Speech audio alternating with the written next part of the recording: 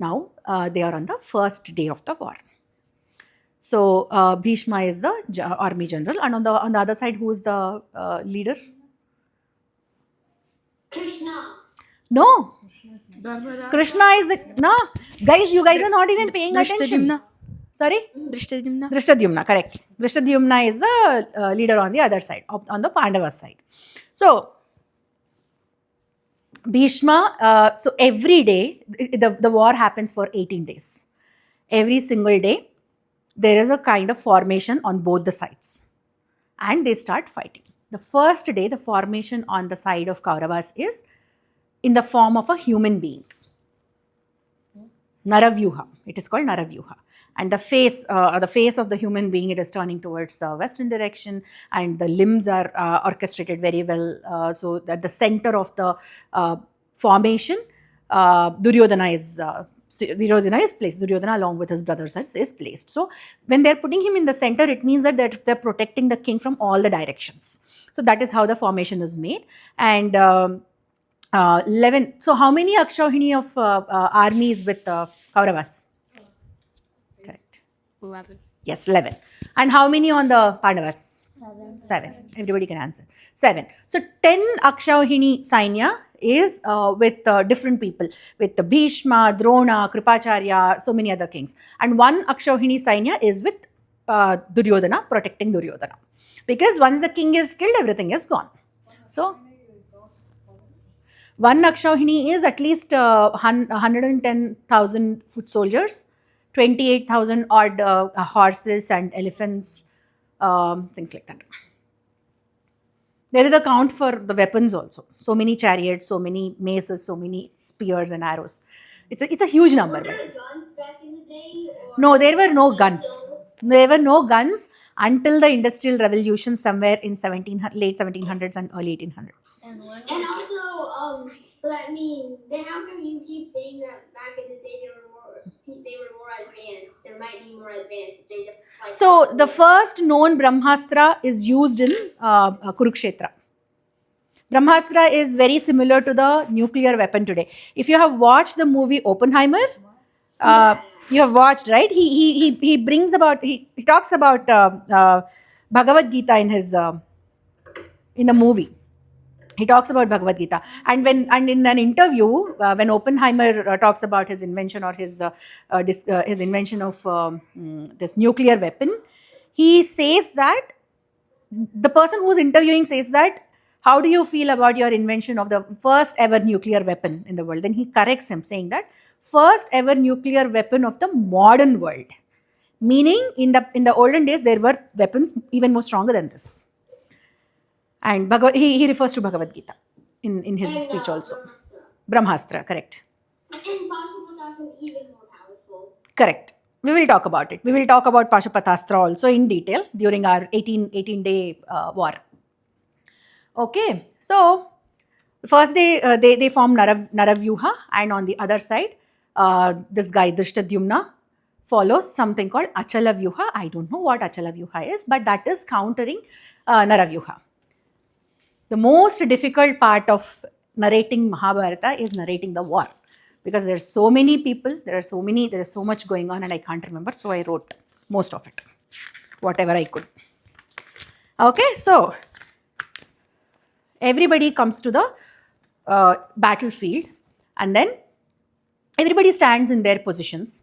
Dharmaraja stands in the middle, and he is watching the opposite side, the opposite, the opponent side of the army. He is observing everything. He sees his grandfather. He sees his guru. Who's his guru? Dronacharya. And Krupacharya, correct. Krupacharya, Dronacharya, his own family, so much of his first cousins, 100 of his first cousins. And then he also, on the Kaurava side also, are fighting those people. So, you know Santana Maharaju, right? Yeah.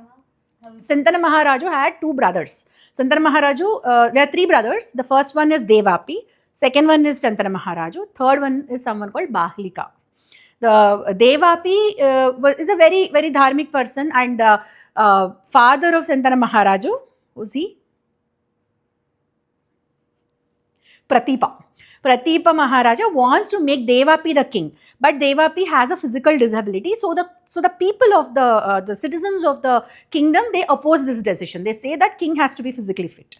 So Devapi gives up on the throne and he goes to forest and he does penance and he passes away. Not much is written about his life. He denounces the throne and he goes away. That's all we know about Devapi.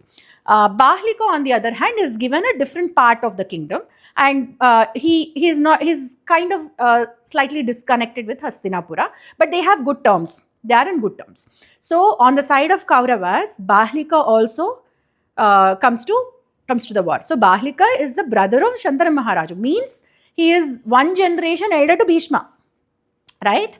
So Bahlika has a son called Somadatta. Somadatta has a son called Bhurishrava. All the generations from people from three generations are on the side of Kauravas. So it is all the family. The entire thing is a family, right? So people have mixed feelings in their hearts to start the war. And then and everybody is equipped. They are putting their armors, they have their weapons. Everybody has come to the battlefield as if they were going on a wedding or something, because nobody is scared of losing their life. Nobody is worried about facing the wrath of the opponent. Sorry? How come modern armies don't use armor? Like you see, like World War II, World War One, the current Iran war. They're not. They don't use armors. Yeah, they do not use armor. They do.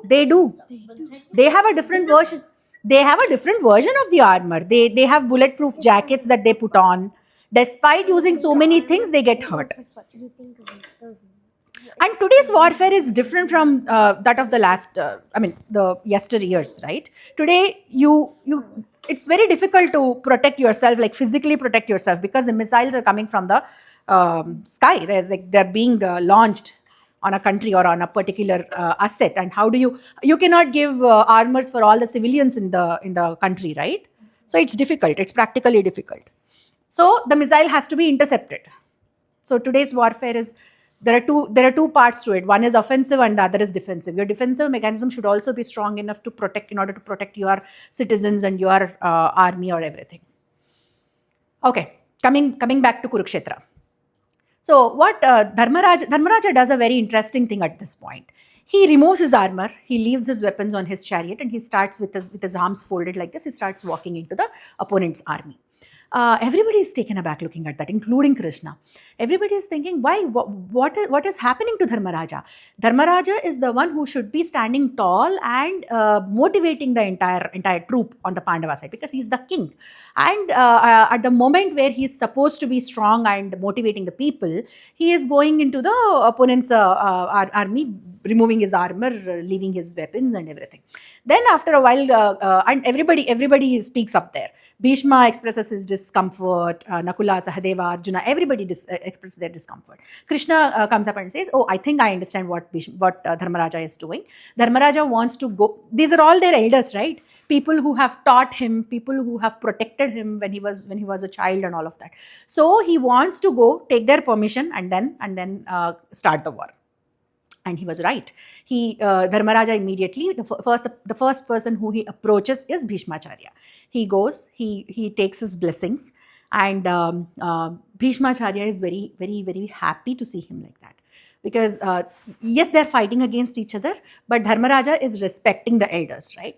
And then he blesses Dharmaraja with victory. What does that mean? Victory to Dharmaraja means? Go on. That he should be victorious. They That favored the Pandavas. They favored Pandavas, but what does it personally mean to Bhishma? No, personally mean to That Bhishma. Pandavas should get the throne. What does it mean? The question is, what does it mean to Pandavas? What does it mean to Bhishma? Bhishma is blessing Dharmaraja with victory. Sorry? Sad. He's going to lose, he's going to die, right? He did not care. All that Bhishmacharya cared is Dharma Samsthapana. Correct. That's right. So he blesses Dharmaraja with victory. Then Dharmaraja asks, Tata, how can I contain you in a war? How can I defeat you in a war? So he is asking his own opponent to give him ideas as to how he can be. He's asking Bhishma for his permission to kill him. Right? Don't you think Dharmaraja already knows about the story about Shikhandi and everything? He knows. But he's asking his own grandfather to permit him to kill him. A very, very, very, very difficult and very, very emotional situation, right? Imagine that kind of a situation, someone going through that kind of a situation. It's very hard. Then Bhishmacharya says, nobody can kill me. You know for the fact that I have the boon of what? Choosing my time of death. Yes, choosing his time of death. Swachanda Maranam. So nobody can kill me because they want to kill me. They can kill me if I want to be killed. The only way to win over me is make me leave my weapon. Make me leave my weapon, and then only then you will be able to defeat me. There is no human being alive on this earth, or there is no god, there is no asura, rakshasa, there is nobody who can win over me when I have weapon in my hand. That is impossible. So the trick here is to make me leave my weapons. Then Dharmaraja asks, Tata, how can I do that? Then Bhishmacharya smiles at him, laughs at him and says, there will come a day when you will not be able to take my wrath. Until that day comes, you go and fight. Do your duty. When the day comes, you come to me. I'll help you. And during this entire 18-day of, they don't know what it is, 18-day or whatever it is. The entire war, during this entire war time, you need any suggestion, you need any advice, you come to me and I'm there for you. He's on the opposite side, but this guy has come to seek his blessings. So when somebody comes to seek your blessings, seeks the blessings of an elder, elders will not send them without giving them whatever is needed by them at that point of time. So Bhishmacharya is giving his blessings. Bhishmacharya at the beginning says, don't ask me to fight on your behalf. Other than that, I'm ready to do anything for you. That is what he says. And that is the conversation with Bhishmacharya. And then he moves on to Dronacharya. He asks Dronacharya the same questions. Dronacharya says, so all these people are revealing the way they can be killed, right? Defeated. Not defeated, killed. Killed. If they are defeated, they'll again come back to that battlefield. Tomorrow they'll again come back. You will see how that happens. Few times, some of those warriors are defeated, but then they go back, gain energy, and they come back. So then Dronacharya says, if I get to know the news about someone very dear to me and that them being hurt or injured or killed, that is when I will leave my weapon. As long as I have the weapon in my hand, nobody will be able to kill me or nobody will be able to defeat me. And everybody knows the fact, right? Dronacharya is the one who trained everybody. So it's definitely a lot powerful a lot strong than all of them. And then Dronacharya also says, I will not trust the news if some random person is telling. Someone who can be truly trusted need to deliver this news to me. Only then I will trust. And only then you will be able to kill me. Other than this, there is no other way of killing me. And then Krupacharya, he goes and approaches Krupacharya. Krupacharya says, I am Chiranjeevi. You cannot kill me. You can only defeat me. I can only be defeated. I cannot be killed. These are the three most important people that Dharmaraja goes and asks their permission. Krupacharya. So he can't be killed. He cannot be killed. So does that mean they're not able to kill him? He's the only No, one standing? you know what? He will be living even after the war. On the side of Kauravas, there will only I'll give you some news ahead of time because you all have watched Kurukshetra, I suppose, right? You did not? You should watch. I've watched a few, like 2 or 3 episodes now. You can watch. You have to watch actually. So at the end of this 18-day war, there are only 3 people alive on the Kaurava side. Everybody else, 11 Akshauhini of Sainya is dead. Only 3 people are living after that. One is Dhritarashtra, Gandhari. They are not a part of the war. They are in the, okay, wait. Who are they? Ashwadhama, Krutavarma. Who? Krutavarma. Okay. So Ashwathama is a Chiranjeevi. He continues to live on. Krupacharya is a Chiranjeevi. Krupacharya is the one in future who teaches the grandkid of Pandavas. He is the Acharya for the grandkid of Pandavas. The grandkid of Pandavas is Parikshit. Parikshit Maharaj. So he is a Chiranjeevi basically. Okay. Auntie, Yeah. doesn't Ashwatthama get like a crown that he's living on forever and forever? We will talk about it when we get there. Okay? We will talk about it. Ashwadhama, Krupacharya, Krutavarma. Krutavarma Vrishni dynastic చెందిన తను వీళ్ళ వైపున యుద్ధం చేస్తాడు. వీళ్ళ వైపు వస్తుంది కానీ అదే దుర్యోధనుడు ఫస్ట్ కృతవర్మను అప్రోచ్ అవుతాడు. Kritavarma is like who ever approaches me first I will fight the war on their side. Mute. Is a nice person yeah. పాండవుల వైపు వాడే బట్ నన్ను ఫస్ట్ ఎవరు అప్రోచ్ అవుతారు వాళ్ళ వైపు చేస్తా యుద్ధం అంటాడు. దానికి కట్టుబడి వీళ్ళ వైపు చేస్తాడు. ఏదో ఉండే ఉంటుంది కానీ అంత డీటెయిల్గా ఇవ్వలేదు. తెలీదు నాకు. ఉండొచ్చు బట్ రిలేషన్ ఉండొచ్చు. Yes what's your question mike. For Ashwatthama, is he the boy with the jewel on his head? Correct. And he is the son of Dronacharya. Yeah. I know.